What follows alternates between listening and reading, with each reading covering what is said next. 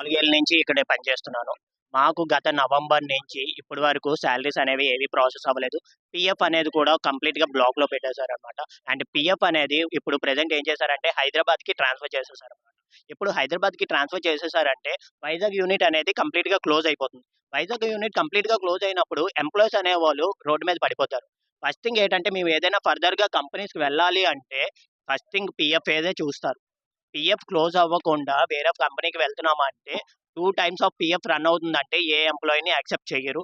And first thing reject చేసేస్తారు. And that two మేము వేరే కంపెనీకెళ్ళిన తర్వాత కంపెనీకొచ్చి పీఎఫ్ గురించి అడిగితే వితౌట్ రెస్పాన్స్ మాకేం తెలీదు. హైదరాబాదోళ్ళే చూసుకుంటున్నారు మొత్తం అంతానే హెచ్ఆర్ చెప్తున్నారు. ఈవెన్ దో హెచ్ఆర్ ఈ కంపెనీలో ఉన్న హెచ్ఆర్‌కి మినిమమ్ నాలెడ్జ్ లేదు. టు బీ ఫ్రాంక్ అట్‌లీస్ట్ ఏమీ తెలీదు ఆవిడకి.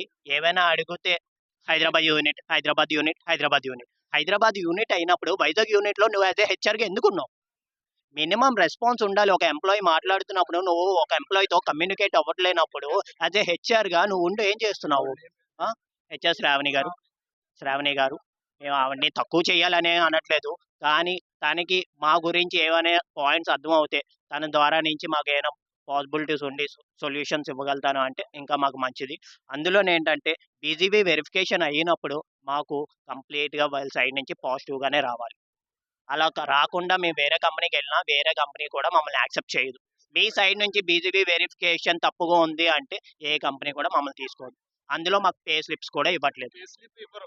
పే స్లిప్స్ ఇవ్వట్లేదు. అండ్ పీఎఫ్ కూడా క్లియర్ చేయలేదు. ఇదంతా జరిగితే మొత్తం మీడియా మిత్ర బృందం ద్వారా మొత్తం అందరికీ మాకు మంచి జరిగితే మీరే న్యాయం చేయాలి. We want justice.